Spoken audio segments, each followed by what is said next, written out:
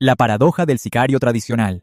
Piénsalo un segundo. Antes de que el tablero del narco se volviera una partida de ajedrez sangrienta, los sicarios eran otra cosa. Eran pistoleros de barrio, tipos leales a un patrón, sí, pero indisciplinados, impulsivos y, seamos sinceros, a menudo borrachos o drogados a la hora del trabajo. Su entrenamiento era la calle. Su estrategia era vaciar el cargador y salir corriendo. Eran un problema, un dolor de cabeza para los grandes capos que querían expandir sus imperios porque eran impredecibles. Un día te juraban lealtad y al siguiente se vendían por unos pesos más al cartel rival o terminaban muertos en una balacera estúpida por un lío de faldas. Eran una herramienta desechable, pero no una fiable. Y en un negocio que mueve miles de millones, la falta de fiabilidad es veneno puro. La solución de Osiel Cárdenas. Aquí entra en juego la mente de un verdadero CEO del crimen. Osiel Cárdenas Guillén, el jefe del cártel del Golfo. Él no veía pistoleros. Veía a un departamento de recursos humanos con un problema de personal gigantesco. Su empresa necesitaba un brazo armado que no solo fuera leal, sino profesional, disciplinado y con habilidades que el matón promedio ni soñaría tener. Necesitaba un equipo que no temblara ante la policía o el ejército porque ellos, en esencia, eran como el ejército. La idea era simple y terrorífica. En lugar de contratar criminales para que jugaran a ser soldados, ¿por qué no contratar soldados de élite para que se convirtieran en los criminales más eficientes de la historia? Era una inversión. Pasar de usar navajas oxidadas a bisturíes de titanio, una jugada maestra que cambiaría las reglas del juego para siempre. El candidato perfecto para el puesto. Para llevar a cabo esta visión, Osiel no podía elegir a cualquiera. Necesitaba a un líder. A alguien que entendiera la disciplina militar pero que tuviera la ambición corruptible para cruzar la línea, y lo encontró en Arturo Guzmán de Sena, un hombre que parecía sacado de un manual de reclutamiento del ejército. Guzmán de Sena no era un delincuente de nacimiento, todo lo contrario, venía de una familia humilde, de esas donde el ejército no es solo una opción, sino a veces la única salida para tener un futuro, un sueldo fijo y un plato de comida seguro. Era el tipo de joven que veía en el uniforme una promesa de honor y estabilidad, sin saber que ese mismo uniforme y el entrenamiento que venía con él serían su boleto de entrada al infierno, la forja de un soldado de élite. Guzmán de Sena no se conformó con ser un soldado raso. El tipo tenía talento y una capacidad de liderazgo que sus superiores notaron de inmediato. Escaló rápido, pero su verdadero salto cuántico fue su ingreso al Grupo Aeromóvil de Fuerzas Especiales, los GAFES. Esto no era cualquier cosa. Los GAFES eran la crema innata del ejército mexicano, la respuesta del gobierno a las guerrillas y amenazas de alto calibre. Ahí, Guzmán de Sena recibió un entrenamiento que valía oro. Aprendió tácticas de contrainsurgencia, manejo de explosivos, inteligencia, combate cuerpo a cuerpo y operaciones encubiertas. Y no solo de instructores mexicanos, sino de las mejores fuerzas especiales del mundo, incluyendo los Boinas Verdes de Estados Unidos y, según se cuenta, hasta de expertos israelíes. Se convirtió en una máquina de guerra perfectamente afinada. Un estratega letal con la capacidad de liderar hombres en las peores condiciones imaginables. El dilema del sueldo mínimo. Pero aquí viene la cruda realidad que parte el espinazo de tantos hombres buenos, por más élite que fuera, por más medallas que tuviera. El sueldo de Guzmán de Sena como teniente del ejército mexicano era, para ser amables, una miseria. Imagínate ser uno de los soldados más preparados del país, arriesgar tu vida en la sierra o en la selva, y luego volver a casa y ver que apenas te alcanza para pagar la renta, las deudas y darle a tu familia una vida decente. Mientras tanto, en sus misiones en lugares como Tamaulipas, veía con sus propios ojos el otro lado de la moneda. Veía a los narcos, tipos sin su entrenamiento ni su disciplina, moverse en camionetas de lujo, con relojes carísimos y bolsillos llenos de dólares. Esa comparación es una semilla de resentimiento que, si la riegas con suficiente dinero, puede crecer hasta convertirse en un árbol de traición. El reclutamiento y la oferta irrechazable. Osiel Cárdenas Guillén, que era un tiburón para oler sangre en el agua, vio en la frustración de Guzmán de Sena una oportunidad de oro. No se le acercó como un jefe criminal a un soldado, sino como un empresario a un talento desperdiciado. La conversación, según cuentan las leyendas, fue algo así. ¿Cuánto ganas al mes arriesgando tu vida por un gobierno que no te valora? Yo te ofrezco eso, pero a la semana, y después a la quincena, y finalmente al mes lo que ganarías en varios años. No le ofreció solo dinero, le ofreció poder, respeto y una vida sin las limitaciones económicas que lo habían perseguido desde niño. Le ofreció ser el arquitecto de su nuevo ejército privado, una oferta que, para un hombre con sus habilidades y su creciente descontento, era simplemente imposible de rechazar. La fundación del Grupo de los 14.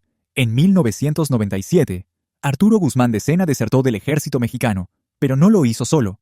Como buen líder, Osiel Se llevó consigo a un grupo selecto de sus compañeros, otros gafes igual de preparados y frustrados que él. Este núcleo original, conocido como el Grupo de los 14, fue la semilla de los Zetas.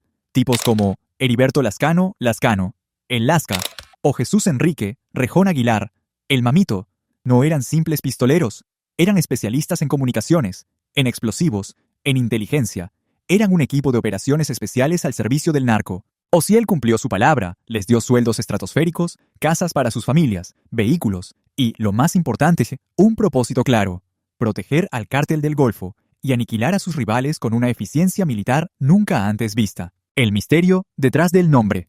Z. ¿Y por qué los Zetas? Existen varias teorías que le añaden misticismo al grupo. La más aceptada y directa es que Arturo Guzmán de Sena, como fundador y primer comandante, adoptó la clave de radio CT1, y de ahí, sus subalternos se fueron numerando consecutivamente. C2, C3 y así sucesivamente. Era un sistema de nomenclatura militar, frío y jerárquico. Otra teoría sugiere que las claves de radio de los altos mandos federales en la zona empezaban con la letra ZQ, y que al adoptar ese código, se burlaban de las autoridades. Una especie de "nosotros somos los que mandamos aquí ahora".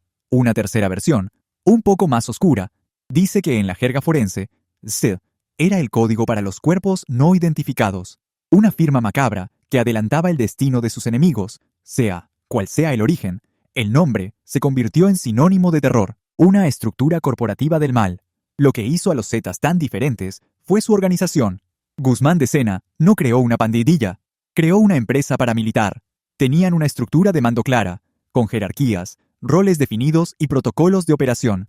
Implementaron tácticas militares en el mundo del Hampa, usaban la contrainteligencia para cazar soplones, la propaganda para infundir miedo, colocando narcomantas y videos de ejecuciones, y la logística para mover drogas, armas y hombres por todo el país como si fueran una compañía de paquetería. Mientras los otros cárteles seguían dependiendo de la lealtad familiar o del miedo a la traición, los Zetas operaban con la fría eficiencia de un ejército, donde las órdenes se obedecían sin cuestionar y el fracaso se pagaba con la vida. El bautismo de sangre contra los chachos. Su primera gran prueba de fuego fue la guerra por el control de plazas clave en Tamaulipas, como Nuevo Laredo. En aquel entonces, una célula del cártel de Sinaloa, conocida como los Chachos, intentaba disputarle el territorio al cártel del Golfo. Para un grupo de sicarios tradicionales, esto hubiera significado meses o años de balaceras callejeras y emboscadas. Para los Zetas, fue su carta de presentación, utilizando tácticas de guerrilla urbana, inteligencia precisa para localizar a sus objetivos y una brutalidad calculada. Desmantelaron a los Chachos en tiempo récord. No solo los mataban, los cazaban, los secuestraban, los torturaban para sacarles información y luego dejaban sus cuerpos desmembrados a la vista de todos como un mensaje. La lección fue clara y aterradora. Una nueva fuerza había llegado, y no jugaba con las mismas reglas. El ascenso y el poder absoluto del ZSA-1. Como CT1, Guzmán de Sena se convirtió en la mano derecha de Ociel Cárdenas, su jefe de seguridad personal, su estratega militar y el ejecutor de sus órdenes más importantes. Vivía la vida que siempre había soñado, rodeado de lujos, poder y el respeto que infundía el miedo. Era el hombre que había transformado un cártel de narcotraficantes en una maquinaria de guerra. Bajo su mando, los Zetas no solo protegían a su jefe, sino que expandieron el negocio a otras actividades ilícitas, como el secuestro, la extorsión y el tráfico de personas. Aplicando su sello de eficiencia y crueldad a todo lo que tocaban, se convirtió en una leyenda en el bajo mundo, el soldado que se había convertido en rey, sin darse cuenta de que en ese reino las coronas suelen durar muy poco tiempo puestas. La noche final, en el pisa y corre. La caída de los grandes siempre es una mezcla de arrogancia, descuido y traición, y la de Guzmán de Sena no fue la excepción. La noche del 22 de noviembre de 2002, a sus 26 años, el Z1 estaba en la cima del mundo. Cenaba tranquilamente en un restaurante llamado Pisa y Corre, en Matamoros, su territorio. Se sentía tan intocable que para visitar a su amante que vivía cerca, ordenó a sus escoltas que cerraran la calle, un acto de prepotencia que fue su sentencia de muerte. El bloqueo del tráfico alertó a los vecinos. Alguien hizo una llamada y el ejército mexicano, que supuestamente ya lo tenía en la mira, apareció. Pero lo que pasó después no fue un enfrentamiento heroico, ejecución o enfrentamiento. Aquí la historia se bifurca. La versión oficial habla de un tiroteo, de una batalla entre los militares y los sicarios, donde el Z1 cayó abatido. Pero los testigos y las investigaciones periodísticas pintan un cuadro muy diferente y mucho más siniestro. Según estos relatos, no hubo un gran intercambio de disparos. Los soldados lo sacaron del lugar y, sin más, le dieron un solo tiro certero, una ejecución a sangre fría.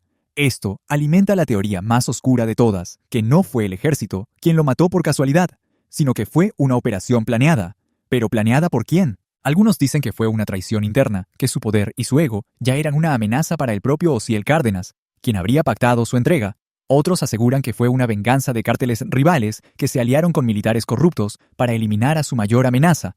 Nunca se sabrá la verdad con certeza, pero su muerte demostró una regla de oro en el narco. El mismo sistema que te crea es el que te destruye. El legado de violencia y fragmentación.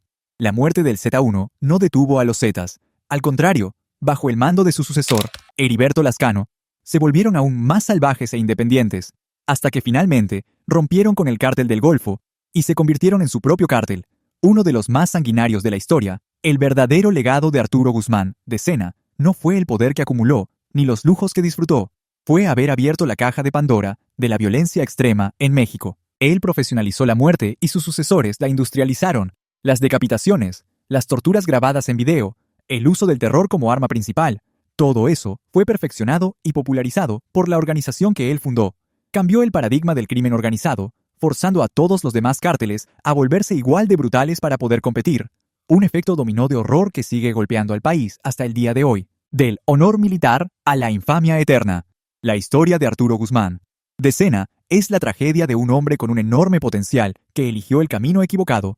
Es el reflejo de cómo la falta de oportunidades y la tentación del dinero fácil pueden corromper incluso al más entrenado de los hombres. Pasó de ser un soldado que juró defender a su país a convertirse en el arquitecto de una de las organizaciones que más daño le ha hecho. Es un recordatorio brutal de que las habilidades, la disciplina y el liderazgo son herramientas neutras. Pueden usarse para construir o para destruir. Y Guzmán de Sena, el Z1, eligió usar su entrenamiento de élite para construir un imperio sobre una montaña de cadáveres, dejando una herida en la historia de México que aún no ha terminado de sangrar. Entonces, llegando hasta aquí, ¿crees que un hombre como Guzmán de Sena nace o se hace por las circunstancias? Y mientras piensas en eso, tienes que ver este video sobre los sicarios más mortales de Pablo Escobar, para que notes la diferencia abismal entre un pistolero de barrio y una máquina de matar entrenada por el gobierno.